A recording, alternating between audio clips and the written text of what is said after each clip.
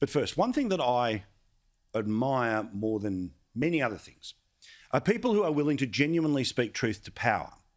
Now, it's easy to speak truth to power when you're backed up by everyone on Twitter. Most of the media will also back you in. And it's very likely that the power that you're speaking to has no real effect about whether you get to continue on in your chosen form of life. But the form of speaking truth to power that I am most impressed by are people who have something to lose.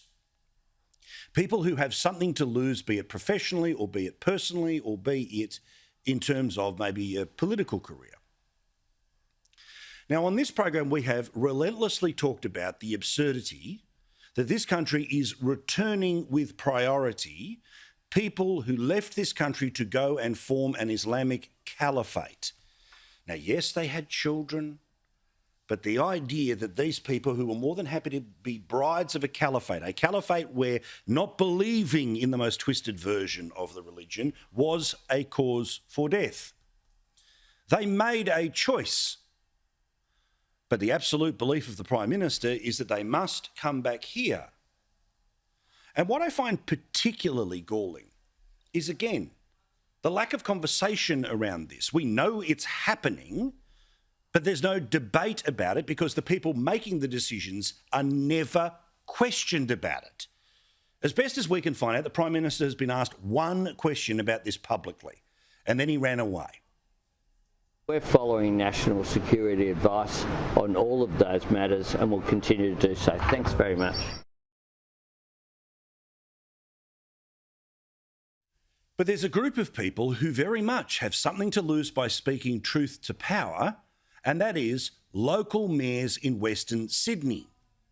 Now, you don't need to know Sydney like the back of your hand or live there to understand that it's kind of a closed shop with who the federal MPs are, who the state MPs are, and therefore who ends up having some control over local council.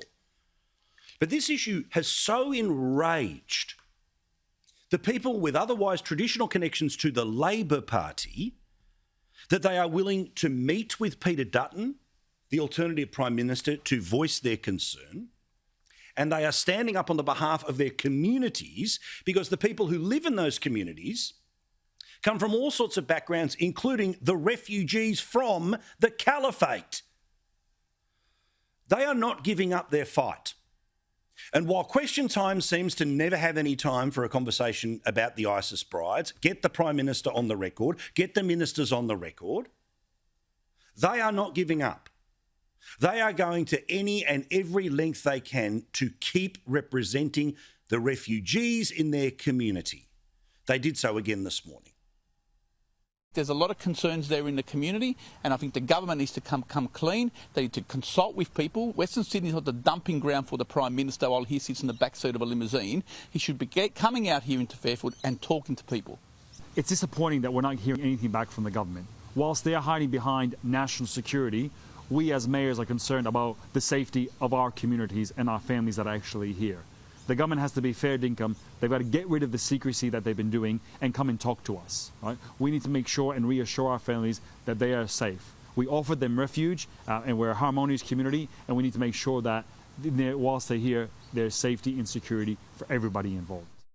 There are a lot of people in Canberra who, if they wanted to, could turn this into a debate the Prime Minister does not want to have, or at least ask him questions that he does not want to answer, ministers to explain themselves who don't want to speak. But for whatever reason, they're not doing it. I don't know why. Because if people who have something to lose are willing to take on the Prime Minister, willing to take on the Labor Party, why can't everyone else? Strength to their hand.